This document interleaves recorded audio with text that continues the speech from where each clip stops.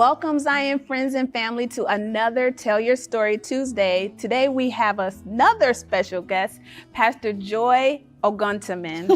Hey, Minister Alicia, thanks for having me. Sure, Joy. So tell us, where are you from? I am from the DMV. I am born and raised DMV girl. Was born in Southeast of DC General. We moved to Prince George's County a couple years after.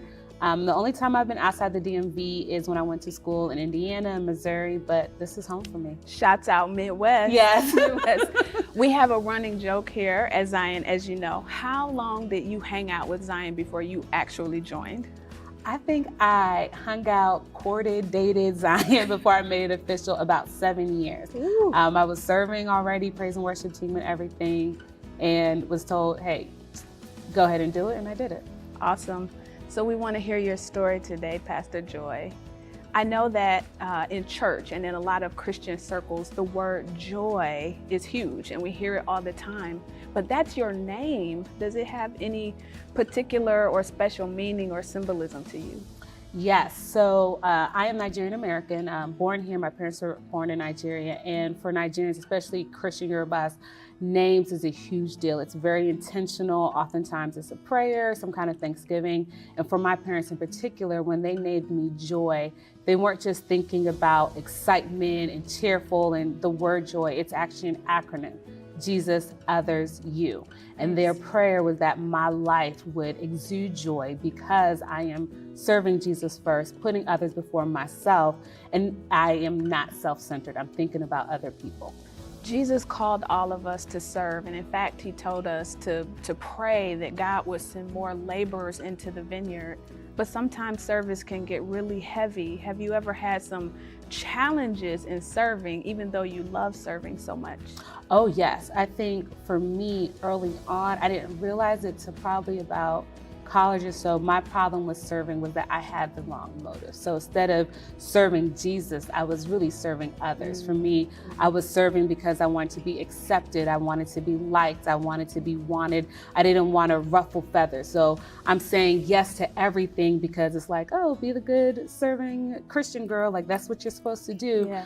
And it probably wasn't until about college when I really started to experience burnout that I had to have this come to Jesus moment of, hey, check your motives. And I think for me, that is not just the difference that Jesus made in my life when I officially decided to give my life to Christ, but more so the difference that he's still making in my life to challenge me to make sure that I am serving because it's what he's called me to do, not because it's what other people want me to do. And be able to say yes because it's God telling me to say the yes, not because I'm afraid of being rejected or unwanted, because the reality is I'm already chosen, accepted, and loved by God. And so having that truth in my heart and reflecting on it often empowers me to say no, empowers me to say, you know, I need to take a step back, or this is not the opportunity for me. One awesome thing that we have to talk about today.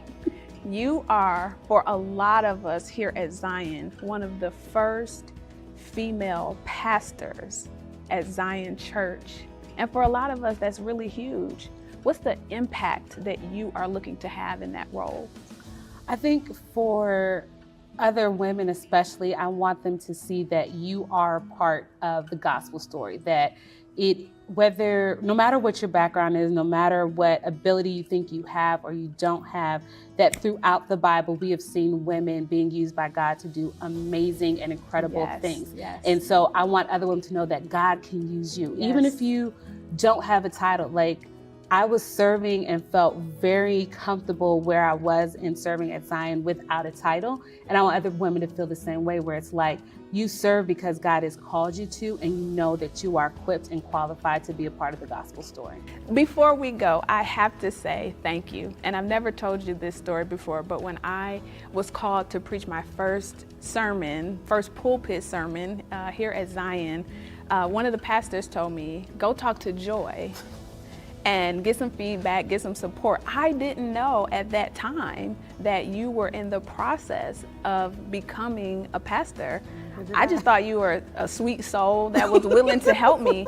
And so I'm saying that to say thank you. And for me, it's been a blessing that you serve with such love and such humility and support for other people, particularly women. So thank you very much. You're welcome. Thank you for the opportunity. I love serving. So I'm grateful to God. Thank you for being here today. Thank you so much.